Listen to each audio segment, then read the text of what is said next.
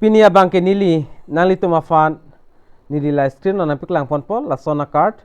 la so card aputhak sinang than pon ek po la so card amen la bangke hel id puta pupu la pen abha puta pupu abha la so full form bang Ayushman Bharat help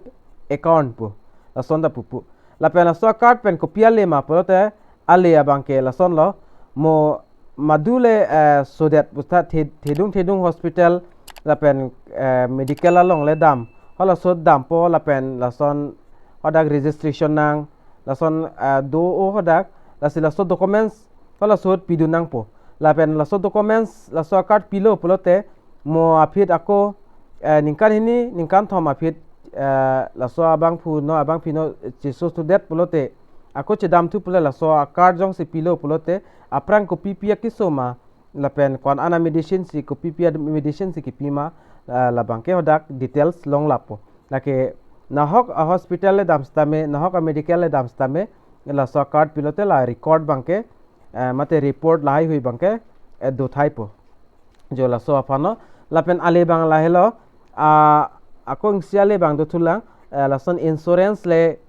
ki hang dun pustame la bangke la so card dolote la bang joy kititi la pen an details do la so card pen ale kilong bang do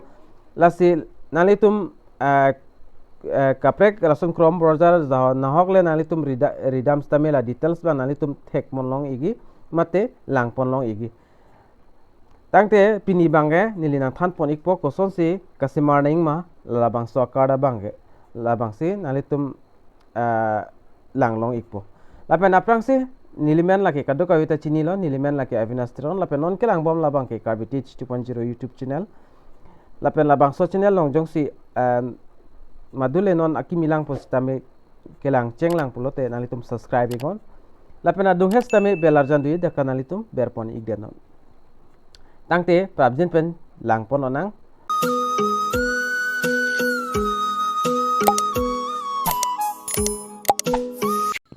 aprang silas labang so card ka selame aphanalitum la so website long wang ek nangpo nalitum la screen long thek long la arjan long nilanili ake erpen hing chenadim helid.ndhm.gov.in la so aling bangke la so video description along nalitum langdam igon hodak pen nalitum long pon ikpo la pen nalitum ajata browser pen stame wang iko wang iklo pule nalitum atheng nota dak nili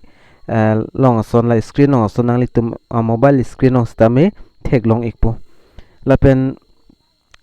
thek la son dak ke tok nalitum lang pon ingo benefit ko PPL siloing man nalitum la dak details thek pon loin nalitum dak tok la pen nalitum por dak pen lang pon ingon la pen da fit nalitum ke dam thuneng bangke jongsi komania bang phu bang phistame aprang tar la so a website hong wang iglo mate abha number do tang lo pulte nalitum abha ABHA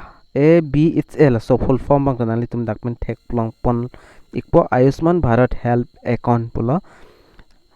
la penalitum non nang komri milang pulte nalitum na create abha number pu al dimber ignang po dakber igdet penalitum athengno kaprek arjan mate dak chingpu ikpo la pen nalitum dak thek pon longi create abha number pu la pen dak hini option do nalitum dak thek pon longi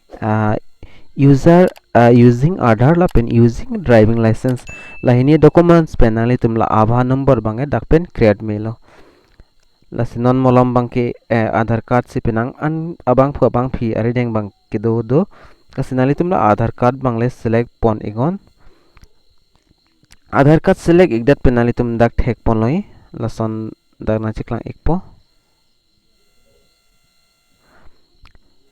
kitok bang kenalitum dak pen lang pon igo you can create your abha number using Aadhaar la son dak dopo la pen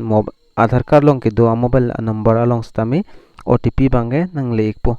la pen de nalitum la po kung thek loin la ki ik pen ke dui la ki ik pen dak tok dui next la so din nalitum ber pon ignang po next ber igdet pen nalitum dak thek pon lang po aprang sinalitum dak consent collection la pen Aadhaar authentication la pen profile completion la pen abha number creation la apply an nalitum da claim pon nang po aprang sinalitum Aadhaar number mang la sodim nalitum ber pon ik nang po lapen Aadhaar number ber det pen aphi nalitum la I agree pudui la sodim nalitum la terms and condition mang da accept pon nang po la sodim ber ik det pen I am not a robot jo la sodim nalitum ber tu nang la lapen pada dipin pen nilidak fill up pon po Aadhaar number mangke lapen nalitum la I agree po long ta nalitum accept mon lapen I am not a robot podim ta nalitum ber iko ber det pen aphi nalitum athing nu la son dak tikar jan dui dak pen tang elo pul nalitum la pu kung du thulang la next puthek lain ketok next dim nalitum ber thu ignang po la next dim ber det pen fit la pen aprang process bangen nilina piklang po la pen OTP nalitum Aadhaar card long kiling a mobile number long stame OTP banang li po la so OTP banalitum dak fill up pon nang po la pen OTP pan chong hong ik chen na OTP dang nang le galo ni lila copy det lo OTP banalitum thek longi